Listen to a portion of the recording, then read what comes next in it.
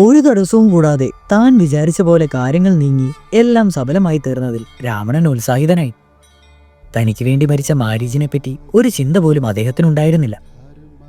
ആവുന്നത്ര വേഗം ആ സ്ഥലം വിടുവാൻ അദ്ദേഹം നിശ്ചയിച്ചു. രഥം അതിവേഗം പോയിക്കൊണ്ടേയിരിക്കെ തന്നെ ഒരു വൃക്ഷത്തിന്റെ മുകളിലിരിക്കുന്ന ജടായുവിനെ സീത കണ്ടു. അവൾ ആ പക്ഷിശ്രേഷ്ഠനോട് ഇപ്രകാരം വിളിച്ചു പറഞ്ഞു: വന്യനായ പക്ഷിശ്രേഷ്ഠ, ഈ രാക്ഷസ രാജാവ് എന്നെ പിടിച്ചുകൊണ്ടു പോവുകയാണ്. അയാളൊരു ഭീരുവാണ്. രാവണനും ലക്ഷ്മണനും ഇല്ലാത്ത സമയം നോക്കി അയാൾ തങ്ങളുടെ ആശ്രമത്തിൽ വന്നു കയറി എന്നെ ബലാൽ അപഹരിക്കുകയും ചെയ്തു. അയാൾ ആയുധ അപഹാരിയാണ്. ആർക്കും അയാളോട് എതിരിടുവാനാകില്ല. സീതയെ രാവണൻ അപഹരിച്ചു പോയി എന്ന് ദയവായി രാമനോട് പറയുക. ദുഃഖാധിക്യം മൂലം പിന്നീടൊന്നും പറയുവാൻ അവൾക്ക് കഴിയാതെയായി. വൃക്ഷത്തിന്റെ മുകളിൽ ഉറങ്ങിക്കിടന്നിരുന്ന ജടായു അവളുടെ ദയനീയമായ നിലവിളി കേട്ടുണർന്നു. അദ്ദേഹം രാവണനോട് ഇപ്രകാരം പറഞ്ഞു: രാവണ, ഞാൻ ജടായുവാണ്. വളരെയധികം ശക്തനാണ് ഞാനൊരു ധർമ്മിഷ്ഠനാണെന്നാണ് എല്ലാവരും പറയുന്നത്. രാമനൊരു മഹാപുരുഷനാണ്. ആപൽക്കാരിയായ ഒരു എതിരാളിയാണ്. അദ്ദേഹം ലോകനാഥനാണ്. അദ്ദേഹത്തിൻ്റെ പത്നിയെ ഹരിക്കുവാൻ അങ്ങ് ശ്രമിക്കുന്നത് തെറ്റാണ്. അങ്ങ് തെറ്റായ വഴിക്കാണ് നീങ്ങുന്നത്. പ്രസിദ്ധനായ ഒരു രാജാവാണങ്ങ്. അങ്ങ് നേരായ മാർഗം അവലംബിക്കണം. രാജാവ് തെറ്റ് ചെയ്താൽ പ്രജകൾ എങ്ങനെ അദ്ദേഹത്തെ ബഹുമാനിക്കും? രാജാവ് സ്ത്രീകളെ സഹോദരി അഥവാ അമ്മ എന്ന നിലയിൽ കരുതി രക്ഷിക്കണം. സാഹസം കാണിച്ച് ദുഷ്ടപേരിനും മരണത്തിനും ഇടയാക്കരുത്. രാമൻ അങ്ങയോടൊരു തെറ്റും ചെയ്തിട്ടില്ല.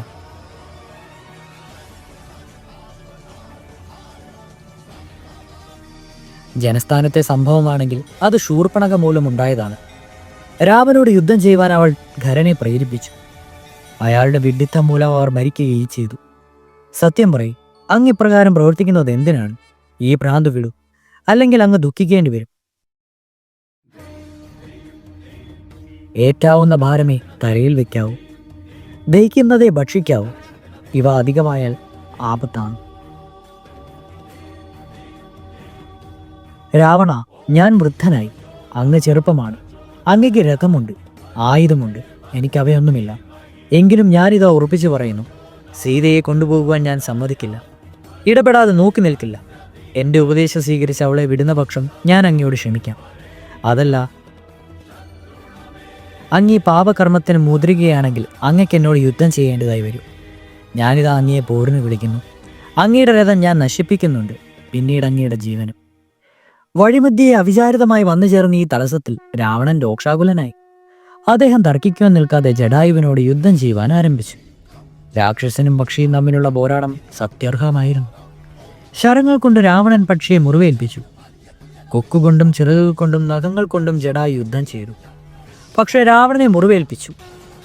പക്ഷി രാവണനെ മുറിവേൽപ്പിച്ചു. മുറിവുകളിൽ നിന്ന് ചോരയൊഴുകുവാൻ തുടങ്ങി. രാവണന്റെ ശരങ്ങളെ ജടായു തടുത്തു നിന്നു. രാവണന്റെ രക്തം പതിച്ച വില്ലും പടച്ചട്ടിയും പക്ഷീന്ദ്രൻ മുറിച്ചു. രഥത്തിൽ പൂട്ടിയിരുന്ന കഴുതകൾ കൊല്ലപ്പെട്ടു. രഥവും തവിടുപൊടിയായി. രാവണൻ കൈകൊണ്ട് സീതയെ മുറുകെ പിടിച്ചുകൊണ്ട് ഭൂമിയിലേക്ക് ഇറങ്ങി. ജടായു ക്ഷീണിച്ചുയർന്നു. ജടായുവും അപ്രകാരം തന്നെ ചെയ്തു. പക്ഷി രാവണനെ പല സ്ഥലങ്ങളിലും മുറിവേൽപ്പിച്ചു. രാവണൻ ആശ നശിച്ച നിലയിലായി. ആ വൃദ്ധനായ പക്ഷിയുടെ വീര്യം ആശ്ചര്യജനകമായിരുന്നു. രാവണൻ തന്റെ വാളെടുത്ത് ജടായുവിന്റെ നേരെ വീശി. പക്ഷിയുടെ 2 ചിറകുകളിലും മുറിച്ചിട്ടു. യുദ്ധം ചെയ്യുവാൻ കഴിവില്ലാതെ ജടായു ഭൂമിയിൽ വീണു. ആ സംഭവം കണ്ട് സീത അതികഠിനമായി ദുഃഖിച്ചു. താൻ കാരണം ആ പക്ഷി മരണപ്പെട്ടു പോവുകയാണെന്ന് അവൾ അറിഞ്ഞു. ദശരഥന്റെ ആ പഴയ മിത്രത്തെ ഓർത്ത് അവൾ വാവിട്ട് കരഞ്ഞു. സീത രാവണന്റെ പിടുത്തത്തിൽ നിന്നൂരി ആ പക്ഷിശ്രേഷ്ഠന്റെ അടുത്തേക്ക് ഓടിച്ചെന്നു. അവൾ ഉറക്കെ കരഞ്ഞു. രാവണൻ അവളെ നിർദ്ദയം പിടിച്ചു വീശു. അവൾ രാമ രാമ എന്ന് മുറയിട്ടു. രാവണൻ അവളെ വിട്ടില്ല. അദ്ദേഹം വീണ്ടും അവളെ കൈത്തണ്ടയിലേക്ക് എടുത്ത് മടിയിൽ വെച്ചു. അതിനുശേഷം ആകാശത്തിലേക്ക് പറന്നുയർന്നു. ഈ കടുത്ത അന്യായം കണ്ട് പ്രകൃതി നിശ്ചലമായി. പകൽ രാത്രി പോലെ ഇരുട്ടി. സൂര്യന്റെ പ്രകാശം മങ്ങി. വായു നിശ്ചലമായി. സന്തുഷ്ടനായ ഒരാൾ മാത്രമേ ഉണ്ടായിരുന്നുള്ളൂ. അത് സൃഷ്ടികർത്താവായ ബ്രഹ്മാവായിരുന്നു. അദ്ദേഹം പറഞ്ഞു, സംഭവിക്കേണ്ടത് സംഭവിച്ചിരിക്കുന്നു. സീതയുടെ കഷ്ടാവസ്ഥയിൽ ഋഷിമാർ ദുഃഖിച്ചു. മിന്നുന്ന സ്വർണ്ണഭാരണങ്ങൾ അണിഞ്ഞ് മഞ്ഞപ്പട്ട് ധരിച്ച സീത ഭുജബലമുള്ള രാവണന്റെ അരികിൽ നിന്നപ്പോൾ ഇടതിങ്ങിയ കാർമേഘത്തിനിടയിലൂടെ ഒരു മിന്നൽ പിണർ പോലെ തോന്നപ്പെട്ടു. അവളുടെ മുടിയിൽ ധരിച്ചിരുന്ന താമരപ്പൂക്കൾ നിലത്തു വീണു. മൂടൽ മഞ്ഞേറ്റ് കാലത്ത് പൂക്കൾ നശിക്കും പോലെ അവളുടെ മുഖപ്രകാശം നഷ്ടപ്പെട്ടുകൊണ്ടേയിരുന്നു. രാവണന്റെ കറുപ്പ് നിറത്തിനെതിരെ അവളുടെ മുഖം മേഘങ്ങൾക്കിടയിലെ ചന്ദ്രനെ പോലെയായിരുന്നു. രാവണൻ അവളെ ആകാശത്തിലൂടെ പിടിച്ചുകൊണ്ടു പോകുന്ന സമയത്ത് അവളുടെ പാദസരം ഭൂമിയിലേക്ക് വീണു.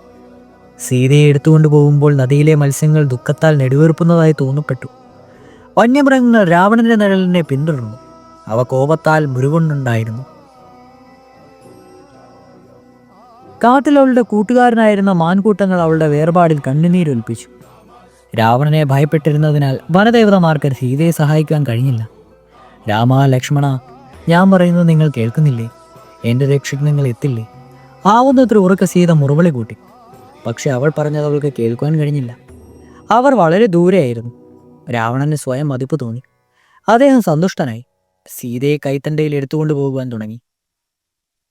സീത തൻ്റെ ദുഃഖത്തിന് കാരണമാവുമെന്ന് വിചാരിച്ച് അദ്ദേഹം അവളെ തൻ്റെ കൈകളിൽ വെച്ചുകൊണ്ടേയിരുന്നു. തന്നെ വിടുവാൻ അവൻ അദ്ദേഹത്തിനോട് യാചിച്ചു നോക്കി. തന്നെ ഇങ്ങനെ തട്ടിക്കൊണ്ടുപോകുവാൻ എന്തർഹതയാണ് തനിക്കുള്ളതെന്ന് ചോദിച്ചു. പൊള്ളിക്കുന്ന വാക്കുകൾ അവൾ ഉച്ചരിച്ചു. ഭീഷണികൾ മുഴക്കി നോക്കി. പക്ഷേ എല്ലാം നിഷ്ഫലമായി. അവൾ പറഞ്ഞതൊന്നും രാവണൻ ചെവികൊണ്ടില്ല. അങ്ങനെ അവർ ആകാശമാർഗത്തിലൂടെ നീങ്ങി. അവൾ താഴേക്ക് നോക്കി. അവർ ഒരു പർവ്വതനിര കടന്നു പോവുകയായിരുന്നു. അതിൻ്റെ മുകളിൽ 5 വാനരന്മാർ ഇരിക്കുന്നത് അവളുടെ ദൃഷ്ടിയിൽപ്പെട്ടു. ഒരാകസ്മിക ചിന്ത അവളിൽ ഉദിച്ചു. അവൾ തൻ്റെ ആഭരണങ്ങളിൽ അടിച്ച് അംഗവസ്ത്രത്തിൻ്റെ ഒരു കഷണത്തിൽ പൊതിഞ്ഞു. ആ കെട്ട് വാനരന്മാരുടെ നേരെ അവൾ എറിഞ്ഞു. എങ്ങനെയെങ്കിലും എവിടെ വെച്ചെങ്കിലും രാമൻ അവരെ കാണുമെന്നും അവരെ അവളെപ്പറ്റി പറയുമെന്നും അവൾ ആശിച്ചു. രാവണൻ ഇതിനെപ്പറ്റി അറിഞ്ഞില്ല. ഒരു ചിന്തയും കൂടാതെ അദ്ദേഹം സസന്തോഷം ആകാശഗമനം തുടർന്നു. ഒരു രാക്ഷസന്റെ പിടിയിൽ സുന്ദരിയായ ഒരു സ്ത്രീ ഇരിക്കുന്നത് ആ വാനരന്മാർ കണ്ടു. അവർ ദക്ഷിണ ഭാവുകയാണ് സഞ്ചരിച്ചിരുന്നത്. രാമ, രാമ, ലക്ഷ്മണ എന്നിങ്ങനെ ആ സ്ത്രീ മുറിവിലിട്ടിരുന്നു. അവൾ ആരായിരിക്കുമെന്ന് അവർ അത്ഭുതപ്പെട്ടു. അയവില്ലാത്ത ചരടിൽ വിട്ട ബാണം പോലെ രാവണൻ അതിവേഗത്തിൽ ലങ്കയ്ക്ക് നേരെ പ്രയാണം ചെയ്തു. അദ്ദേഹം കടൽ കടന്നു. സീത കടൽ ചാടി ആത്മഹത്യ ചെയ്താലോ എന്ന ഭയം മൂലം അദ്ദേഹം അവളെ 20 കൈകൾ കൊണ്ട് മുറുകെ പിടിച്ചുകൊണ്ടേയിരുന്നു. തൻ്റെ മരണത്തിനായി അവതരിച്ചവളാണ് സീത എന്ന് അദ്ദേഹം അറിഞ്ഞില്ല. അവളെ ലങ്കയിൽ എത്തിച്ച ശേഷം അദ്ദേഹം അന്തഃപുരത്തിൽ പ്രവേശിച്ചു. സീതയെ ഒരു തടവുകാരിയാക്കി സൂക്ഷിച്ചു പോന്നു. രാക്ഷസികളെ അവർക്ക് ചുറ്റും കാവൽ നിർത്തി. അദ്ദേഹം അവരോട് ആജ്ഞാപിച്ചു, എൻ്റെ അനുവാദം കൂടാതെ സീത ആരെങ്കിലും കാണുവാൻ നിങ്ങൾ അനുവദിക്കരുത്. ആരും അവളെയും കാണരുത്. അവൾ ആവശ്യപ്പെടുന്നതെല്ലാം കൊടുക്കണം. പട്ടുവസ്ത്രമായാലും ഭക്ഷണ സാധനങ്ങളായാലും ആഭരണങ്ങളായാലും അവൾ ആവശ്യപ്പെടുന്ന നിമിഷത്തിൽ അവൾക്ക് എത്തിച്ചു കൊടുക്കണം. അതിനുശേഷം തൻ്റെ ഭൃത്യന്മാരിൽ 8 പേരെ വിളിച്ച് അദ്ദേഹം പറഞ്ഞു, ജനസ്ഥാനത്തിലെ അത്യാഹിതത്തെപ്പറ്റിയും ഖരൻ്റെ മരണത്തെപ്പറ്റിയും നിങ്ങൾ ഇതിനിടെ അറിഞ്ഞിട്ടുണ്ടാവും. രാമൻ എന്നു പേരായ ഒരു മനുഷ്യനാണ് ഇത് ചെയ്തത്. എൻ്റെ ഒരാഗ്രഹം ഇതിന് പകരം വീട്ടിലാണ്. ആയുധം ധരിച്ച് ഉടൻ അങ്ങോട്ട് പോവുക. ഇവിടെ താമസിച്ച് രാമൻ്റെ ചലനങ്ങളെപ്പറ്റി ചാരിവൃത്തി ചെയ്യണം. വിവരം എന്നെ അടിക്കടി അറിയിക്കുകയും വേണം. കഴിയുമെങ്കിൽ അയാളെ കൊല്ലുവാനും നോക്കണം.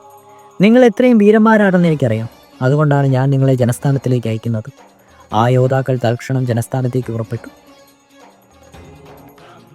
രാമനെ ശിക്ഷിച്ചുവെന്നോർത്ത് രാവണൻ സന്തോഷിച്ചു. 3 ലോകങ്ങളിലും വെച്ച് സുന്ദരിയായ സീതയെ തനിക്ക് ലഭിച്ചുവല്ലോ എന്നോർത്ത് അദ്ദേഹം ഏറ്റവും ആഹ്ലാദിച്ചു. ചാരന്മാരെ യാത്രയാക്കിയ ശേഷം രാവണൻ സീതയുടെ അടുത്ത് ചെന്ന് അവളുമായി സംസാരിക്കുവാൻ തീർച്ചയാക്കി. പല സ്ത്രീകളെയും അദ്ദേഹത്തിന് അറിയാമായിരുന്നു. അവരെല്ലാം അദ്ദേഹത്തിൻ്റെ ജാരണികൾ അഥവാ ഉപപത്നികളാകുവാൻ സമ്മതിക്കുകയും ചെയ്തു. ആദ്യം അവൾ എതിർത്തു നോക്കി. എന്നാൽ രാവണന്റെ തന്ത്രപ്രയോഗത്തിന് വഴിവിടുകയും അവസാനം അദ്ദേഹത്തിൻ്റെ പത്നിയാകാൻ അവർ സമ്മതിക്കുകയും ചെയ്യുകയായിരുന്നു. സ്ത്രീകളോടുള്ള അദ്ദേഹത്തിൻ്റെ അനുഭവം അതായിരുന്നു. തൻ്റെ ഈ നടപടിക്ക് സീത വിഘാതമായി നിൽക്കില്ല എന്ന് അദ്ദേഹം വിശ്വസിച്ചു. സീതയെ അപഹരിക്കുവാൻ വഴി രാമനെ ശിക്ഷിക്കുക എന്ന ഉദ്ദേശമേ അദ്ദേഹത്തിനുണ്ടായിരുന്നുള്ളൂ. എന്നാൽ സീതയെ കണ്ടതു മുതൽ അവളുടെ വശ്യതയിൽ അദ്ദേഹം കുടുങ്ങി. അവളുടെ അടിമ തന്നെയായി തീർന്നു. അദ്ദേഹത്തിൻ്റെ അവളോടുള്ള അനുരാഗം ഒരു ഉഗ്രതാപമായി അദ്ദേഹത്തെ ദഹിപ്പിക്കുവാൻ തുടങ്ങി. അവളെപ്പറ്റി മാത്രം ചിന്തിച്ചുകൊണ്ടിരിക്കുന്നു അദ്ദേഹം. അവളെ കാണാതെ ഒരു നിമിഷം പോലും അദ്ദേഹത്തിന് കഴിച്ചുകൂട്ടുവാൻ വയ്യെന്നായി. അവളെ തടവുകാരിയാക്കി വെച്ച് സ്ഥലത്തേക്ക് അദ്ദേഹം ഓടിച്ചെന്നു. അവളെ അദ്ദേഹം കണ്ടു, നോക്കി നിൽക്കുകയും ചെയ്തു. അവൾക്ക് ചുറ്റും കാവലിനായി ഭടന്മാരെ നിർത്തിയിരുന്നു. സീത ദുഃഖത്തിലാണ്ടുകൊണ്ട് അവിടെ ഇരുന്നു. അവളുടെ മുഖകമലത്തിൽ കണ്ണീരിൻ്റെ വാടുകൾ ഉണ്ടായിരുന്നു. അവൾ നിസ്സഹായിയായി തീർന്നു. വിസ്തൃതമായ സമുദ്രത്തിൻ്റെ കൊടുങ്കാറ്റിൽപ്പെട്ട ചെറുതോണി പോലെ അവൾ തോന്നപ്പെട്ടു. അഥവാ ഒരു നായ്ക്കൂട്ടത്തിൽ വേട്ടയാടപ്പെട്ട ഒരു മാനിനെ പോലെയായിരുന്നു അവൾ. അവൾ താഴോട്ട് നോക്കിയിരുന്നു. രാവണൻ അവളുടെ പാർശ്വത്തിൽ വന്നു നിന്നു. അവൾ തലപൊക്കിയില്ല. അവളുടെ സ്വന്തമായി തീരുവാൻ പോകുന്ന, അതായത് അവൾ ആഗ്രഹിക്കുന്നുവെങ്കിൽ ആ ഗംഭീരമായ കൊട്ടാരത്തെപ്പറ്റി രാവണൻ അവളോട് പറഞ്ഞു. ചുറ്റും കണ്ണോടിച്ച് വളരെ പണിപ്പെട്ടും തീർത്തും അഴകേറിയതുമായ തുണികളും മുട്ടുപ്പാവും നോക്കുവാൻ അദ്ദേഹം അവളോട് ആവശ്യപ്പെട്ടു. ഉദ്യാനത്തിലെ ഭംഗിയേറിയ തടാകങ്ങളും വൃക്ഷങ്ങളെയും അദ്ദേഹം അവൾക്ക് കാണിച്ചു കൊടുക്കുവാൻ നോക്കി. അദ്ദേഹം പറഞ്ഞു, സീതേ, 32 കോടി രാക്ഷസന്മാരെയാണ് ഞാൻ ഭരിക്കുന്നത്. എൻ്റെ ആവശ്യങ്ങൾ നിർവഹിക്കാൻ മാത്രം 1000 പേരുണ്ട്. ഭവതിയുടെ പാദങ്ങളിൽ ഇവയെല്ലാം ഞാൻ സമർപ്പിക്കുന്നു. എനിക്കെൻ്റെ ജീവനേക്കാൾ പ്രിയയാണ് ഭവതി. എൻ്റെ അന്തഃപുരത്തിൽ ആയിരക്കണക്കിന് സുന്ദരിമാരുണ്ട്. അവരിൽ ഒരുത്തി പോലും ഭവതിയുടെ പാദം തൊടുവാൻ പോലും അർഹയല്ല. എൻ്റെ പ്രാർത്ഥന അംഗീകരിക്കും, എന്നെ സ്വീകരിക്കും. എൻ്റെ ഈ നഗരം ഇന്ദ്രന് പോലും അപ്രാപ്യമാണ്. 100 യോജന വിസ്താരമുള്ള ഇതിനു ചുറ്റും സമുദ്രമാണ്. തപസ്യയെപ്പോലെ മരുവിരെഴുത്തും അല്പായുസുമായ ഒരു വെറും മനുഷ്യനുമായി എൻ്റെ ധനവും മഹത്വവും ഒന്നും താരതമ്യപ്പെടുത്തി നോക്കൂ. മനുഷ്യനുമായി എൻ്റെ ധനവും മഹത്വവും. അപ്പോൾ ഭൗതിക്ക് മനസ്സിലാവും അയാൾ എത്ര നിസാരനാണെന്ന്, ദുർബലനും ശൗര്യമില്ലാത്തവനുമാണെന്ന്. ഭൗതി സ്വന്തം യൗവനം വൃഥാ കളയരുത്. എൻ്റെ സ്നേഹം സ്വീകരിക്കൂ. രാമൻ ഇവിടെ വരാനോ ഭവതിയെ കൂട്ടിക്കൊണ്ടു പോകുവാനോ കഴിയില്ല. അതിനുള്ള ശ്രമം പൊട്ടുനൂൽ കൊണ്ട് കാറ്റിനെ കെട്ടുവാൻ ശ്രമിക്കുന്നത് പോലെ, അഥവാ കനൽ കയ്യിലെടുക്കും പോലെ അസാധ്യമായിരിക്കും. യുദ്ധത്തിൽ എന്നെ നേരിടുവാൻ ഇനി ഒരാളുണ്ടായിട്ട് വേണം എൻ്റെ രാജ്ഞിയാവും.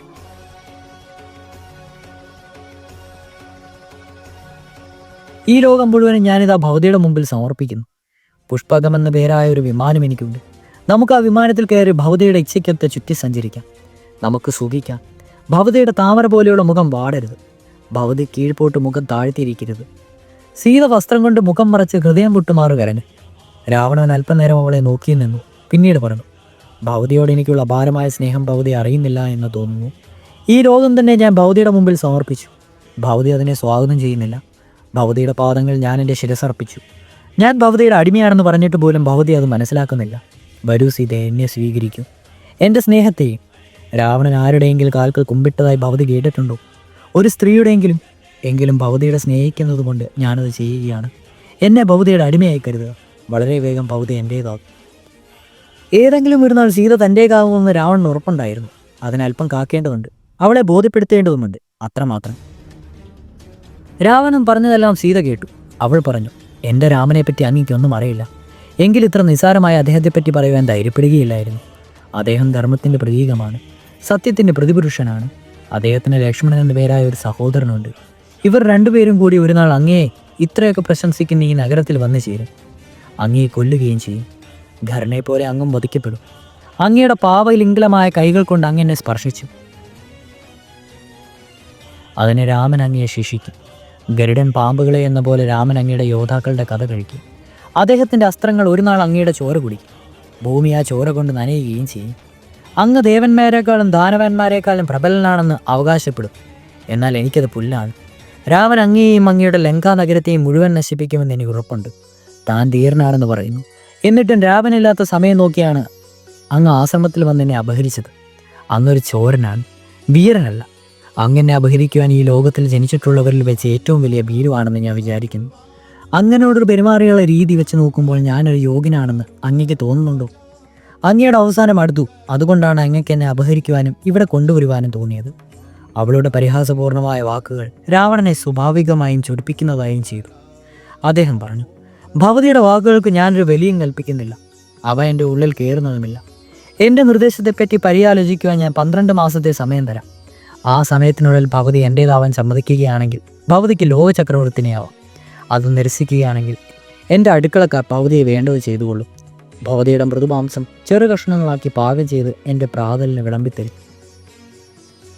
രാവണൻ അലറിക്കൊണ്ട് സ്ഥലം വിട്ടു. ക്രോധത്താലും അപമാനത്താലും അദ്ദേഹത്തിൻ്റെ ചുണ്ടുകൾ വിറച്ചുകൊണ്ടേയിരുന്നു. മാരീചിനെ കൊന്ന ശേഷം രാമൻ വേഗത്തിൽ ആശ്രമത്തിലേക്ക് നടന്നു. രാക്ഷസന്മാർ എന്തോ ഗൂഢതന്ത്രം പ്രയോഗിക്കുകയാണെന്ന് അദ്ദേഹത്തിന് തോന്നി. മാരീചന്റെ വേഷപ്രച്ഛന്നത ഇതിനൊരു ഉദാഹരണമായി തോന്നുന്നു. രാമാസ്ത്രത്തിന്റെ ശക്തി മാരീചൻ അറിയാമായിരുന്നു. എന്നിട്ടും രാമനെ ആശ്രമത്തിൽ നിന്ന് അകറ്റുവാനുള്ള ചുമതല അദ്ദേഹം ഏറ്റെടുത്തു. താൻ കൊല്ലപ്പെടുമെന്ന് മാരീചൻ അറിയാമായിരുന്നു. അവൻ ജീവൻ പണയം വെച്ചുപോലും ഈ കാര്യസാധ്യത്തിനായി ഇറങ്ങിത്തിരിച്ചത് ഏതോ ഒരു ശക്തിയിൽ പ്രേരിതനാകാനായിരിക്കണം. ഇങ്ങനെ പലതും ചിന്തിച്ചുകൊണ്ട് രാമൻ വേഗം നടന്നു. വഴിക്ക് അദ്ദേഹം അനവധി ദുശകുനങ്ങൾ കണ്ടു. ഒരു കുറുക്കൻ ഓളയിട്ടത് രാമനെ കുടുക്കി. എനിക്കെന്തോ ഒരു ആപത്ത് ആസന്നമായിരിക്കുകയാണ്. അത് തീർച്ചയാണെന്നും രാമൻ വിചാരിച്ചു. രാക്ഷസന്മാർ സീതയെ തിരക്കിക്കൊണ്ടിരിക്കുകയാണെന്ന് തോന്നുന്നത്. മാരീചൻ മരിക്കുമ്പോൾ എൻ്റെ ശബ്ദത്തിലാണ് സീതയെയും ലക്ഷ്മണനെയും വിളിച്ചത്. ലക്ഷ്മണൻ ഒരുപക്ഷെ അത് വിശ്വസിക്കുകയും സീതയെ ഒറ്റയ്ക്കാക്കി എൻ്റെ സഹായത്തിനായി പുറപ്പെട്ടിരിക്കുകയും ചെയ്യും. സീതയെ കൊല്ലുവാനാണ് രാക്ഷസന്മാരുടെ ഉദ്ദേശം. അല്ലെങ്കിൽ മാരീചൻ്റെ ഈ വേഷപാർച്ച എന്തിനാണ്? മരിക്കുമ്പോൾ അയാൾ എന്തിനാ സീതയുടെയും ലക്ഷ്മണൻ്റെയും പേരുകൾ വിളിച്ചു? ലക്ഷ്മണൻ അവളെ ഒറ്റയ്ക്കാക്കി എൻ്റെ അടുത്തേക്ക് വരികയാണെന്ന് അവർക്ക് ഉറപ്പാണ്. ഞാനിപ്പോൾ ജനസ്ഥാനത്തിലെ രാക്ഷസന്മാരുടെ വെറുപ്പിന് പാത്രമായിരിക്കും. എന്നെ വേദനിപ്പിക്കുവാനുള്ള അവരുടെ ഏക ഉപായം സീതയെ കൊല്ലലാണ്. അതവരുടെ മുൻകൂട്ടിയുള്ള തീരുമാനമാണെന്നേ എനിക്ക് തോന്നുന്നുള്ളൂ. എനിക്ക് വേഗം പോകണം. മറ്റു പല ദുർലക്ഷണങ്ങളും രാമനെ അലട്ടിയിരുന്നു. വിഷാദത്തോടെയാണ് അദ്ദേഹം നടന്നു നീങ്ങിയത്. ആശ്രമത്തിൽ വിട്ടുപോകുന്ന ആ 2 പേരെ ഓർത്ത് അദ്ദേഹത്തിൻ്റെ മനസ്സ് തിളച്ചു മറിഞ്ഞു. ജനസ്ഥാനത്തോടടുത്തപ്പോൾ അദ്ദേഹം ലക്ഷ്മണനെ കണ്ടു. ലക്ഷ്മണൻ്റെ മുഖം അത്യധികം പ്രക്ഷുബ്ധമായിരുന്നു. രാമൻ ലക്ഷ്മണനെ അടുത്തെത്താറായി കാത്തു നിൽക്കുന്നു. ലക്ഷ്മണൻ്റെ നയനങ്ങൾ കരഞ്ഞു തുടങ്ങിയിരുന്നു. രാമൻ അദ്ദേഹത്തിൻ്റെ കൈകൾ കൊണ്ട് പിടിച്ചു. മധുരമധുരമായ സ്വരത്തിൽ ഇപ്രകാരം പറഞ്ഞു: എൻ്റെ ഏറ്റവും പ്രിയപ്പെട്ട ലക്ഷ്മണ, നീ സീതയെ ആശ്രമത്തിൽ തനിയെ വിട്ടിട്ട് പോകുന്നുവല്ലോ. അത് പാടില്ലായിരുന്നു. ഞാനത് തീരെ പ്രതീക്ഷിച്ചില്ല. അവർക്കെന്ത് സംഭവിച്ചു ആവോ? അവൾക്ക് മംഗളം തന്നെ എന്ന് ഞാൻ കരുതട്ടെ. ഒന്നിനു മേലൊന്നായി ദുശകനങ്ങൾ കാണുന്നുണ്ട്. എൻ്റെ മനസ്സിൽ വലിയ ആശങ്കയുണ്ട്. ഒന്നെങ്കിൽ ആരെങ്കിലും സീതയെ ബലം പ്രയോഗിച്ചു കൊണ്ടുപോയിരിക്കും, അഥവാ കൊന്നു തിന്നിരിക്കും. ലക്ഷ്മണ, എൻ്റെ കുഞ്ഞെ, സീതയെ നമുക്ക് ജീവനോടെ കാണുവാൻ കഴിയുമോ? നീ പറഞ്ഞത് ശരിയായിരുന്നു ലക്ഷ്മണ.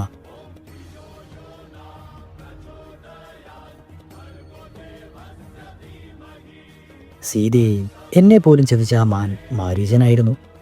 നീ അത് ആദ്യമേ മനസ്സിലാക്കി. നീ പറഞ്ഞു, ഞാൻ കേൾക്കണമായിരുന്നു. അപ്പോൾ തന്നെ അവനെ കൊല്ലേണ്ടതായിരുന്നു. എന്നാൽ വിധിഹിതം മറിച്ചായിരുന്നു. എന്നെ ഇവിടെ നിന്ന് അകറ്റുവാനാണ് അവൻ നിയോഗിച്ചിരുന്നത്. അവനതിൽ വിജയിച്ചു. ജീവൻ നൽകേണ്ടി വന്നെങ്കിൽ പോലും മരിക്കും മുമ്പ് അവൻ സ്വന്തം രാക്ഷസരൂപം കാണിച്ചു തന്നു. അവൻ സീതയുടെയും നിന്റെ പേർ വിളിച്ചു പറഞ്ഞപ്പോൾ തന്നെ ഇതിലൊരാപത്ത് പഴഞ്ഞിരിക്കുന്നെന്ന് എനിക്ക് മനസ്സിലായി. എൻ്റെ ഇടത് കണ്ണ് തുടിക്കുന്നുണ്ട്. പക്ഷികളിതാ വിപരീതമായി പറക്കുന്നു. സീതയെ ആശ്രമത്തിൽ കാണുന്നില്ലെന്ന് ഞാൻ പറയുന്നില്ല. ഒന്നെങ്കിൽ അവൾ മരിച്ചിരിക്കും, അതല്ലെങ്കിൽ രാക്ഷസന്മാർ അവളെ തട്ടിക്കൊണ്ടുപോയിരിക്കും. എൻ്റെ സീത ജീവനോട് ഉണ്ടോ എന്ന് ഞാൻ ബലമായി സംശയിക്കുകയാണ്. സീത ആശ്രമത്തിൽ ഒറ്റയ്ക്കാണെന്ന് ചിന്ത ലക്ഷ്മണനെ ഏറ്റവും വ്യാകുലനായി. രാമൻ പറഞ്ഞു: എന്നെ കൂടാതെ ജീവിക്കാൻ വയ്യാത്ത മട്ടിലാണ് അവൾ ദണ്ഡകാരണ്യത്തിലേക്ക് വന്നത്. ഞാനൊരു ഭിക്ഷു അഥവാ വനത്തിൽ ചുറ്റി നടന്നവനാണ്. എന്നിട്ടും എന്നോടത്തുള്ള ജീവിതം അവൾക്ക് ഇഷ്ടപ്പെട്ടു. എന്നോടുള്ള സ്നേഹം മൂലം കൊട്ടാരത്തിലെ സുഖങ്ങളെല്ലാം അവൾ ഉപേക്ഷിച്ചു. അവളെ കൂടാതെ ഒരു നിമിഷം പോലും എനിക്ക് ജീവിക്കുവാനായില്ല. 3 ലോകങ്ങളെക്കാളും വിലപ്പെട്ടതാണ് എനിക്ക് അവൾ. എൻ്റെ സീത ജീവനോട് ഉണ്ടായിരിക്കില്ലേ? ഒടുവിൽ എൻ്റെ വനവാസം വ്യർത്ഥമാകുമോ എന്ന് ഞാൻ സംശയിക്കുന്നു. സീത മരിച്ചാൽ എനിക്കും അതുതന്നെ സംഭവിക്കും. അയോധ്യയിൽ മടങ്ങിച്ചെല്ലുമ്പോൾ തൻ്റെ മോഹം സാധിച്ചതിൽ സന്തോഷിക്കുന്ന കൈകേയിയെ അങ്ങേക്ക് കാണാറാകും. ഇത് കേൾക്കുമ്പോൾ എൻ്റെ അമ്മ ഹൃദയം തകർന്നു മരിക്കും. ലക്ഷ്മണ, ഒരു കാര്യം ഞാൻ ഉറപ്പിച്ചു പറയുന്നു. സീത ജീവനോട് ഉണ്ടെങ്കിൽ ഞാൻ ആശ്രമത്തിൽ താമസിക്കാം, അല്ലെങ്കിൽ ഞാൻ എൻ്റെ ജീവൻ വെടിയും. പറയൂ ലക്ഷ്മണ, നീ എന്തിനാണ് അവളെ ഒറ്റയ്ക്കാക്കി പോകുന്നത്? പാപിയായ മാരീചൻ നിന്നെ ഉച്ചത്തിൽ വിളിച്ചപ്പോൾ നീ വിഷമിച്ചിട്ടുണ്ടാവും.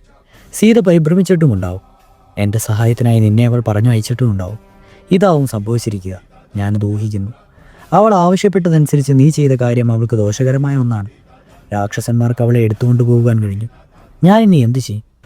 ഇത്രയും ആയപ്പോഴേക്കും അവൾ മിക്കവാറും ആശ്രമത്തിൽ എത്തിക്കഴിഞ്ഞിരുന്നു. രാമന് സീത മരിച്ചുപോയി എന്ന ചിന്തയെ നിയന്ത്രിക്കുവാനാവാതെയായി. മാനിൻ്റെ പിറകെ ഓടിയത് മൂലം വിശന്നും ദാഹിച്ചും തളർന്നിരുന്നു അദ്ദേഹം സീതയെ എല്ലായിടത്തും നോക്കി. അവൾക്കിഷ്ടപ്പെട്ട സ്ഥലങ്ങളിൽ അദ്ദേഹം തിരഞ്ഞു. അദ്ദേഹം ആക്രോശിച്ചു.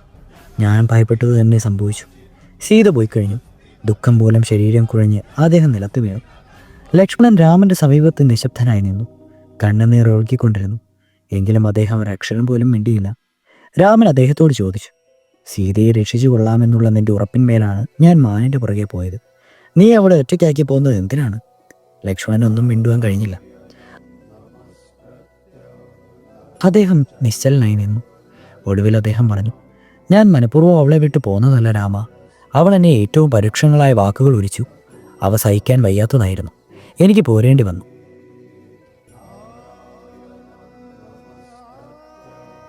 രാക്ഷസൻ ദയനീയമാം വിധം ഞങ്ങളുടെ പേരുകൾ വിളിച്ചു കരഞ്ഞപ്പോൾ സീത എന്തെന്നറിയാതെ അന്തം വിട്ടുപോയി. അങ്ങയുടെ സഹായത്തിന് പോകുവാൻ എന്നെ നിർബന്ധിച്ചു. ആർക്കും അങ്ങയെ ഉപദ്രവിക്കാൻ കഴിയില്ലെന്നും അങ്ങയ്ക്കൊരാപത്ത് സംഭവിക്കില്ലെന്നും ഞാൻ പറഞ്ഞു നോക്കി. അസുരൻ മായ പ്രയോഗിച്ച് അങ്ങയെപ്പോലെ ശബ്ദിച്ചതാണെന്നും പറഞ്ഞു. പക്ഷെ താൻ പോകണമെന്ന് അവൾ ക്ഷണിച്ചു. അങ്ങയെ ദ്രോഹിക്കുവാൻ ത്രൈലോകത്തിൽ ഒരാളില്ല എന്ന് ഞാൻ അവളോട് പറഞ്ഞു. പക്ഷെ അവൾ അതൊന്നും സമ്മതിച്ചില്ല. അവൾ പറഞ്ഞു, അങ്ങ് എന്നെ കാമിക്കുകയാണ്. സ്വന്തം സഹോദരൻ മരിക്കണമെന്നാണ് അങ്ങയുടെ ആഗ്രഹം. പക്ഷെ അങ്ങയുടെ ആഗ്രഹം സഫലമാവില്ല. സഹായത്തിനായി അദ്ദേഹം വിളിച്ചിട്ടും എൻ്റെ പ്രാർത്ഥന അങ്ങ് നിരസിക്കുകയാണ്. അങ്ങയ്ക്ക് അദ്ദേഹത്തോട് യാതൊരു സ്നേഹവുമില്ലെന്ന് തീർച്ചയാണ്. അങ്ങ് ഭരതനുമായി ഗൂഢാലോചന നടത്തിയിട്ടുണ്ട്. അതുകൊണ്ടാണ് രാമനോടൊപ്പം കാട്ടിലേക്ക് വന്നിട്ടുള്ളത്. അങ്ങയുടെ ഉദ്ദേശങ്ങൾ എന്നേ വരെ ദ്രോഹഭരണങ്ങളാണ്. അങ്ങ് രാമൻ്റെ ശത്രുവാണ്. രാമൻ എൻ്റെ പ്രിയപ്പെട്ട ജ്യേഷ്ഠ. അവൾ പറഞ്ഞ വാക്കുകൾ എനിക്ക് സഹിച്ചിരിക്കുവാൻ കഴിഞ്ഞില്ല. എങ്കിൽ ഞാൻ അവിടെ നിന്ന് ഇറങ്ങിയില്ല. ഞാൻ അങ്ങനെ സഹായത്തിന് പോയില്ലെങ്കിൽ അവൾ ആത്മഹത്യ ചെയ്യുമെന്ന് പറഞ്ഞു. അപ്പോഴാണ് ഞാൻ അവിടെ നിന്ന് ഇറങ്ങിയത്. ലക്ഷ്മണൻ ഒരു കുഞ്ഞിനെ പോലെ വിങ്ങിക്കരഞ്ഞുകൊണ്ട് ഇത് പറഞ്ഞു. ലക്ഷ്മണൻ പറഞ്ഞതെല്ലാം കേട്ട് രാമൻ ചിത്തപ്രഭം പിടിപ്പെട്ടവനെ പോലെ പറയുവാൻ തുടങ്ങി. നിനക്ക് എന്നെപ്പറ്റിയും എൻ്റെ ശൗര്യത്തെപ്പറ്റിയും അറിയാം. എന്നിട്ടും സീത വേദനാജനകമായ പരുക്ഷ വാക്കുകൾ പറഞ്ഞു എന്ന് കരുതി നീ അവളെ വിട്ടുപോന്നു. നീ എങ്ങനെ ചെയ്തത് തെറ്റായി. കുഞ്ഞെ, ഒരു സ്ത്രീ കോപിച്ചാൽ ഞാൻ എന്തു പറയുന്നു? അതിൻ്റെ സാരം എന്താണ് എന്നൊന്നും അവൾക്ക് ശ്രദ്ധിക്കില്ല. താൻ പറയുന്നത് എന്താണെന്ന് പോലും അവൾ അറിയില്ല. സീത ഉത്കണ്ഠകുലയായിരുന്നു. അതിനാൽ കുപിതയുമായിരുന്നു. അവൾ പറഞ്ഞത് നീ ഭയവെക്കേണ്ട കാര്യമില്ല. നീ എന്നോട് അനുസരണക്കേട് കാണിച്ചിരിക്കുന്നു. എന്നിട്ടിപ്പോൾ എന്തായി എന്ന് നോക്കൂ. എന്തു സംഭവിച്ചു എന്ന് നോക്കൂ. നീ വികാരത്തിന് അടിമപ്പെട്ട് എൻ്റെ ശാസനം മറക്കുകയും ചെയ്തു. മാരീചൻ എന്നെ ബഹുദൂരം കൊണ്ടുപോയി. അയാൾ ഒരു രാക്ഷസനാകിയാൽ ഇത്രയും ദൂരത്തേക്ക് ശബ്ദം കേൾപ്പിക്കുവാൻ അയാൾക്ക് കഴിയും. അയാൾ എന്തിനായി ശ്രമിച്ചുവോ അത് നേടുകയും ചെയ്തു. രാമൻ അതേ കാര്യം തന്നെ വീണ്ടും വീണ്ടും പറഞ്ഞുകൊണ്ടേയിരുന്നു. സീത മരിച്ചിട്ടുണ്ടാവും. ഏതെങ്കിലും രാക്ഷസൻ അവളെ തിന്നിട്ടുണ്ടാവുമോ? അവർ ആശ്രമത്തിലെത്തി. അതു വിജനമായിരുന്നു. രാമൻ സ്വതഗതം അതിൽ പ്രവേശിച്ചു. അവിടെ മുഴുവൻ നടന്നു നോക്കിയിട്ടും സീതയെ കണ്ടില്ല. ആശ്രമം തണുപ്പ് കാലത്തെ ഒരു താമരപ്പൊയ്ക പോലെ തോന്നപ്പെട്ടു. വൃക്ഷങ്ങൾ കരയും പോലെ തോന്നി. പുഷ്പങ്ങൾ വാടിയിരുന്നു. പക്ഷികൾക്കും മാനുകൾക്കും ദുഃഖഭാവമായിരുന്നു. ദർഭപ്പുല്ലുകൊണ്ടുണ്ടാക്കിയ ആസനം അങ്ങുമിങ്ങും വലിച്ചിരിക്കുന്നതായി രാമൻ കണ്ടു. മാതോൽ നിറഞ്ഞ് വലിത്തിറങ്ങിയിരുന്നു. രാമൻ ഒരു സാധാരണ മനുഷ്യനെ പോലെ പത്നിയുടെ മരണത്തിൽ വിലപിച്ചുകൊണ്ടിരുന്നു. ഒരുപക്ഷെ അവളെ ബലമായി പിടിച്ചുകൊണ്ട് പോയിരിക്കാം, അഥവാ കൊന്നിരിക്കാം. അവളുടെ തടവുകാരിയാണോ അതോ ഇപ്പോഴും കാട്ടിലുണ്ടാവുമോ? എനിക്ക് വേണ്ടി ഫലങ്ങൾ ശേഖരിക്കാൻ പോയതാണോ അവൾ? അതോ മാനയുണ്ടാക്കുവാനായി പുഷ്പങ്ങൾക്കോ അഥവാ വെള്ളം കൊണ്ടുവരുവാനായി അവൾ നദിയിലേക്ക് പോയതായിരിക്കും. അദ്ദേഹം എല്ലായിടത്തും അവളെ തിരിഞ്ഞു നോക്കി. എന്നാൽ അവളെ കണ്ടില്ല. വൃക്ഷങ്ങളുടെ ഇടയ്ക്കെല്ലാം ചുറ്റി നടന്ന അദ്ദേഹമായി തിരഞ്ഞു. തൻ്റെ സീതയെ കണ്ടുപോയി എന്ന് ചോദിച്ചുകൊണ്ട് അദ്ദേഹം കുറ്റിക്കാടുകൾ തോറും നടന്നു. സീതയെ കണ്ടുപോയെന്ന് അദ്ദേഹം കദംബ വൃക്ഷത്തോട് ചോദിച്ചു. അവൾക്കിഷ്ടപ്പെട്ട തിലകം, അശോകം, കർണികാരം, ഘൃതമായ തുടങ്ങിയ വൃക്ഷങ്ങളുടെ അടുത്ത് ചെന്ന് അദ്ദേഹം ഇങ്ങനെ പറഞ്ഞു. അവൾ പോയപ്പോൾ നിങ്ങൾ എന്നോട് പറഞ്ഞിട്ടുണ്ടാവും. അവൾ എവിടെയാണെന്ന് നിങ്ങൾക്ക് എന്നോട് പറയില്ലേ? മാനുകളെ നോക്കി അദ്ദേഹം പറഞ്ഞു. അവളുടെ കണ്ണുകൾ നിൻ്റേതുപോലെയാണ്. നിന്നെ അവർക്ക് വളരെ പ്രിയമായിരുന്നു. അവർ എവിടെയാണെന്ന് എന്നോട് പറയുമോ? രാമനെ സാന്ത്വനപ്പെടുത്തുവാൻ ലക്ഷ്മണന് കഴിഞ്ഞില്ല. ആ സഹോദരന്മാർ ആശ്രമ പരിസരങ്ങളിൽ അങ്ങുമിങ്ങും ഓടി നടന്നു. ആശ്രമത്തിനകം താറുമാറായി കിടക്കുന്നത് രാമൻ കണ്ടു. അവളെ ബലമായി പിടിച്ചുകൊണ്ടു പോകുവാനാണ് എന്ന് ഊഹിക്കുകയും ചെയ്തു. അദ്ദേഹം ഇപ്രകാരം വിലപിച്ചു. ലക്ഷ്മണ, സീതയെ കൂടാതെ എനിക്ക് ജീവിക്കുവാൻ വയ്യ. ഞാൻ മരിച്ചു ചെല്ലുമ്പോൾ എൻ്റെ പിതാവ് എന്നെ സ്നേഹത്തോടെ നോക്കില്ല. എന്തെന്നാൽ എനിക്ക് എൻ്റെ ധർമ്മപത്നിയെ രക്ഷിക്കുവാൻ കഴിഞ്ഞില്ല. ലക്ഷ്മണൻ അദ്ദേഹത്തോട് മൃദുവായി സംസാരിച്ചു. അദ്ദേഹം പറഞ്ഞു, രാമ, എൻ്റെ ജ്യേഷ്ഠ, ഇങ്ങനെ ദുഃഖത്തിന് അടിമയാകരുത്. ഈ കാട് എത്രയോ വലുതാണ്. ഇതിൽ എത്രയോ ഗുഹകളും ഒളിക്കുവാനുള്ള സ്ഥലങ്ങളുമുണ്ട്. ആരെങ്കിലും എവിടെയെങ്കിലും അവളെ ഒളിപ്പിച്ചിട്ടുണ്ടാവും. നമുക്കവളെ നിഷ്കൃഷ്ടമായി തിരയുവാൻ ശ്രമിക്കാം. വൃക്ഷങ്ങൾ അവൾക്കിഷ്ടമായിരുന്നു. നദീതീരം അവളുടെ പ്രിയ സങ്കേതമായിരുന്നു. നമുക്ക് പോയി എല്ലായിടത്തും തിരയാം. രാമൻ അപ്രകാരം ചെയ്യുവാൻ ശ്രമിച്ചു. പക്ഷെ സാധിച്ചില്ല. വളരെ പണിപ്പെട്ട് അദ്ദേഹം സ്വയം നിയന്ത്രിച്ചു. രണ്ടുപേരും കൂടി വീണ്ടും സീതയെ തിരയുവാൻ തുടങ്ങി. ലക്ഷ്മണൻ രാമനെ ആശ്വസിപ്പിക്കാൻ നോക്കി. താൻ അവളെ വിട്ടുപോകുന്ന അധികം സമയമായിട്ടില്ല എന്നും അവൾ അധികം ദൂരെ പോകുവാൻ ന്യായമല്ല എന്നും അദ്ദേഹം സമർത്ഥിച്ചു. അടുത്തെവിടെയെങ്കിലും അവളെ ഒളിപ്പിച്ചു വെച്ചിരിക്കണം. ആകാശത്തിലൂടെ പറക്കുവാനും ജനസ്ഥാനത്ത് നിന്ന് ദൂരെ കൊണ്ടുപോകുവാനും കഴിവുള്ള രാവണന്റെ മായയെപ്പറ്റി അവർ ശങ്കിച്ചില്ല. രാമന്റെ മനസാന്നിധ്യം നീണ്ടെടുക്കുവാനായിരുന്നു ലക്ഷ്മണന്റെ ശ്രമം. എന്നാൽ അതത്ര എളുപ്പമായിരുന്നില്ല. തിരച്ചിൽ അവസാനിച്ചു. അവർ സീതയെ കണ്ടില്ല. ദുഃഖം കൊണ്ടും പരിവശത്വം കൊണ്ടും രാമൻ വിവശനായി. അദ്ദേഹം ഒന്നും മിണ്ടാതെയായി. എന്തു ചെയ്യണമെന്ന് അദ്ദേഹത്തിന് അറിയാതെയായി. അദ്ദേഹത്തിൻ്റെ അംഗങ്ങളെല്ലാം ബലഹീനങ്ങളായി. മുഖത്തെ പ്രകാശം മങ്ങി. അതിൻ്റെ സ്വാഭാവികമായ പ്രശാന്തതയും. ലക്ഷ്മണൻ അദ്ദേഹത്തോട് ആശ്വസിക്കുവാൻ വാക്കുകൾ പറഞ്ഞു നോക്കി. എന്നാൽ അതിനൊരു ഫലവും ഉണ്ടായില്ല. രാമൻ പറഞ്ഞു, ഈ ലോകത്തിൽ എന്നേക്കാൾ വലിയൊരു പാപിയില്ല. അതാണ് എനിക്ക് ആപത്തിന്മേൽ ആപത്തുകൾ വന്നുകൊണ്ടിരുന്നത്. അവ എൻ്റെ ചിന്താശക്തിയെ നശിപ്പിച്ചുകൊണ്ടേയിരിക്കുന്നു. ഈ ആപത്തുകളുടെ കൂട്ടം എൻ്റെ മനസ്സിൻ്റെയും ചിന്തകളെയും തകർത്തു തരിപ്പണമാക്കിയിരിക്കുന്നു. അക്ഷന്തപക്ഷങ്ങളായ പല പാവങ്ങളും ഞാൻ ചെയ്തിട്ടുണ്ടാവും. അവയ്ക്കുള്ള ശിക്ഷയാണ് ഈ ജന്മത്തിൽ എനിക്ക് ലഭിച്ചിരിക്കുന്നത്. ലക്ഷ്മണ, എനിക്കെൻ്റെ രാജ്യം നഷ്ടപ്പെട്ടു. പ്രിയപ്പെട്ട പിതാവിൻ്റെയും മറ്റു ബന്ധുക്കളെയും എനിക്ക് നഷ്ടപ്പെട്ടു. അടുത്തുള്ള ഒരു സ്ഥലത്തേക്ക് അദ്ദേഹം രാമനെ കൂട്ടിക്കൊണ്ടു പോകുവാൻ തുടങ്ങി. അവിടെ പിടിച്ചിരുത്തിയ ശേഷം ജ്യേഷ്ഠനെന്നുള്ള നിലവിളാതെ ലക്ഷ്മണൻ പറഞ്ഞു, എൻ്റെ പ്രിയപ്പെട്ട ജ്യേഷ്ഠ, ഈ ദുഃഖം ഉപേക്ഷിക്കുക. അങ്ങയുടെ മനംകരുത്ത് ഞാനൊന്ന് കാണട്ടെ. സീതയെപ്പറ്റി പൂർണ്ണമായ നിലക്ക് നമുക്കൊരു അന്വേഷണം നടത്താം. ധൈര്യമുള്ളവർക്ക് മാത്രമേ സ്വന്തം ആഗ്രഹങ്ങൾ നേടുവാനാവൂ. ആരംഭത്തിൽ ഫലപ്രദമായില്ലെങ്കിൽ കൂടി അവർ നിരാശപ്പെട്ട് പരിശ്രമം കൈവിടുകയില്ല. ലോകത്തെ നശിപ്പിക്കും വിധം ക്രുദ്ധനായിരുന്നപ്പോഴും രാമൻ അതിവേദന അനുഭവിക്കുകയായിരുന്നു. അവർ ജനസ്ഥാനത്ത് സീതയെ അന്വേഷിച്ച് നടന്നു. ആ അന്വേഷണം വൃഥാവിലാകുകയും ചെയ്തു. അങ്ങനെ അന്വേഷിച്ച് നടക്കുന്നതിനിടയിൽ അവർ പെട്ടെന്ന് ജടായുവിൻ്റെ മുമ്പിൽ എത്തിച്ചേർന്നു. ഒരു ചെറിയ കുന്നുപോലെ ജടായു നിലത്ത് കിടന്നിരുന്നു. അദ്ദേഹത്തിൻ്റെ ശരീരം രക്തത്തിൽ കുളിച്ചിരുന്നു. രാമൻ പറഞ്ഞു, ലക്ഷ്മണ, കഴുകന്റെ വേഷമണിഞ്ഞ ഒരു രാക്ഷസനായിരിക്കും ഇത്. അവൻ സീതയെ തിന്നിരിക്കും. അവൻ്റെ ശരീരത്തിൽ കാണുന്ന രക്തം സീതയുടേതാവും. ഞാനിവനെ ഇപ്പോൾ തന്നെ കൊല്ലുന്നുണ്ട്. വില്ല് കയ്യിലേന്തി രാമൻ വീണ് കിടക്കുന്ന കഴുകനെ സമീപിച്ചു. ജടായു മരിക്കുകയായിരുന്നു. ചോര തുപ്പുന്നതിനിടയിൽ വളരെ പ്രയാസപ്പെട്ട ആ കഴുകൻ പറഞ്ഞു, രാമ, ഇവിടെ ചുറ്റി നടന്ന് വെറുതെ സമയം കളയണ്ട. അങ്ങ് സീതയെ അന്വേഷിക്കുകയാണെന്ന് എനിക്കറിയാം. എൻ്റെ ജീവനെയും സീതയെയും ഒരുമിച്ച് രാവണൻ കൊണ്ടുപോയിരിക്കുന്നു. ആശ്രമത്തിൽ സീത തനിച്ചായിരുന്നപ്പോൾ രാവണൻ അവളെ തട്ടിക്കൊണ്ടുപോയി. അദ്ദേഹം അവളെ എടുത്തുകൊണ്ടുപോകുന്നത് ഞാൻ കണ്ടു. അവളെ രക്ഷിക്കുവാൻ എന്നാൽ ആവുന്നതെല്ലാം ഞാൻ ചെയ്തു. ഞാൻ അദ്ദേഹത്തോട് യുദ്ധം ചെയ്തു. അദ്ദേഹത്തിൻ്റെ രഥവും വില്ലും മുറിച്ചു. സാരഥിയെ കൊല്ലുകയും ചെയ്തു. അദ്ദേഹം നിലത്ത് വീണു. എന്നാൽ അധിക നേരം പൊരുതുവാൻ എനിക്ക് കഴിഞ്ഞില്ല. കൊക്കുകൊണ്ടും നഖങ്ങൾ കൊണ്ടും ചിറകുകൾ കൊണ്ടും ആവുന്നത്ര നാശം വരുത്തുവാൻ എനിക്ക് കഴിഞ്ഞു. രാവണൻ വാളെടുത്തിൻ്റെ ചിറകുകൾ മുറിച്ചു കളഞ്ഞു. ഞാൻ നിസ്സഹായനായിരിക്കുന്നു. എൻ്റെ കാഴ്ചയിൽ നിന്ന് മായുകയും ചെയ്തു. ഹേ പുത്ര, ഞാനൊരു രാക്ഷസനല്ല തന്നെ. രാമൻ്റെ ദുഃഖം വർദ്ധിച്ചു. ഈ പക്ഷി പിതാവിൻ്റെ മിത്രം സീതയെ രക്ഷിക്കുവാനായി പറഞ്ഞ വിധം വാക്ക് പാലിച്ചു. രാവണൻ്റെ പിടിയിൽ നിന്ന് സീതയെ രക്ഷിക്കുവാൻ ശ്രമിച്ചു. എന്നാൽ അദ്ദേഹത്തിന് കഴിഞ്ഞില്ല. രാമൻ നിലത്ത് കിടന്ന് മരിച്ചുകൊണ്ടിരിക്കുന്ന ആ പക്ഷി ആലിംഗനം ചെയ്തു. ഒരു കുട്ടിയെപ്പോലെ കരയുകയും ചെയ്തു. ലക്ഷ്മണ, അദ്ദേഹം പറഞ്ഞു, നാം നമ്മുടെ രാജ്യത്തിൽ നിന്ന് നാട് കടത്തപ്പെട്ടു. ദണ്ഡകാരണത്തിൽ വസിക്കുവാൻ നിർബന്ധിതരായി. നമുക്ക് സീത നഷ്ടപ്പെട്ടു. പിതൃതുല്യനായ ജടായുവും ഇതാ കൊല്ലപ്പെട്ടിരിക്കുന്നു. ഈ ദൗർഭാഗ്യം വിഷതീവ്രമാണ്. ഞാനിപ്പോൾ സമുദ്രജലം സ്പർശിച്ചാൽ എൻ്റെ ഭാഗ്യക്കേട് അതിനെ പറ്റിക്കും. എന്നേക്കാൾ നിർഭാഗ്യവനായി ഈ ലോകത്ത് മറ്റാരുമല്ല. വിധി എന്നെ ഈ ദുർഗർത്തിൽ ആഴ്ത്തിയിരിക്കുന്നു. എൻ്റെ കഷ്ടകാലം കാരണം ഈ മഹാത്മാവ് മരിക്കുകയാണ്. കണ്ണീർ കുഴിച്ചുകൊണ്ടും അസാമാന്യ മൃത്യുവായ ജടായുവിനെ തലോടിക്കൊണ്ടും രാമൻ അവിടെ ഇരുന്നു. അങ്ങനെ അല്പസമയം കഴിഞ്ഞപ്പോൾ രാമൻ പറഞ്ഞു, ലക്ഷ്മണ, ശ്രേഷ്ഠനായ ജടായുവിൻ്റെ ശരീരത്തെ ജീവൻ അതിവേഗം വെടിയുകയാണ്. അദ്ദേഹത്തിൻ്റെ ചലനം മറ്റിരിക്കുന്നു. ശ്വാസം മാത്രമുണ്ട്. അതും വളരെ വേഗം അദ്ദേഹത്തെ വിട്ടുപോകും. അദ്ദേഹം ദുഃഖപൂർണമായ തൻ്റെ കണ്ണുകൾ കൊണ്ട് നമ്മെ നോക്കുകയാണ്. മരിച്ചുകൊണ്ടിരിക്കുന്ന പക്ഷിയുടെ നേരെ തിരിഞ്ഞ് രാമൻ ചോദിച്ചു, അങ്ങേക്ക് കഴിയുമെങ്കിൽ എന്ത് സംഭവിച്ചുവെന്നും എങ്ങനെ സംഭവിച്ചുവെന്നും കൂടുതലായി എന്നോട് പറയുവാൻ പറ്റുമോ? എന്നോടിത് ചെയ്യുവാൻ തക്കവണ്ണം എന്ത് ദോഷമാണ് ഞാൻ ചെയ്തിട്ടുള്ളത്? ഞാൻ അദ്ദേഹത്തോട് ഉദ്ധര്യം ചെയ്തിട്ടില്ല. അദ്ദേഹം കണ്ടാൽ എങ്ങനെയിരിക്കും? അദ്ദേഹത്തിന് എത്ര ബലമുണ്ട്? അദ്ദേഹത്തിൻ്റെ ചെയ്തികൾ ഏതു വിധമാണ്? അദ്ദേഹം എവിടെ വസിക്കുന്നു? അങ്ങയ്ക്ക് സംസാരിക്കാൻ പറ്റുമെങ്കിൽ ദയവായി രാവണൻ്റെ പറ്റി എന്നോട് പറയുക.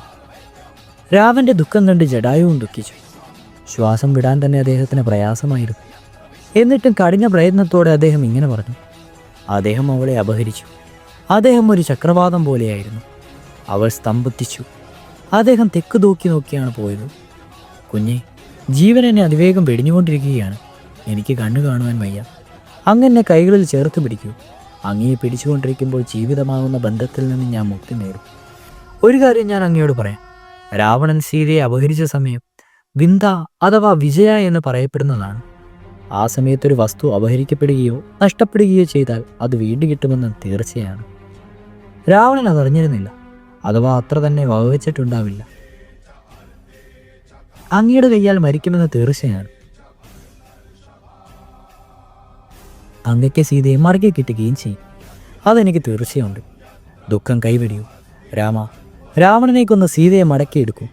ജടായുവിന് ശ്വാസം മുട്ടുകയായിരുന്നു. രക്തം വായിൽ നിന്ന് പുറത്തുവെള്ളി തള്ളി വഴിയുന്നുണ്ടായിരുന്നു. അദ്ദേഹം ഇങ്ങനെ പറഞ്ഞു. ആ വിശ്വാവസ്ത്രവസന്റെ പുത്രൻ, കുബേരൻ്റെ സഹോദരൻ. പിന്നീടൊന്നും പറയുവാൻ അദ്ദേഹത്തിന് കഴിഞ്ഞില്ല. ജടായു മരിച്ചു വീണു.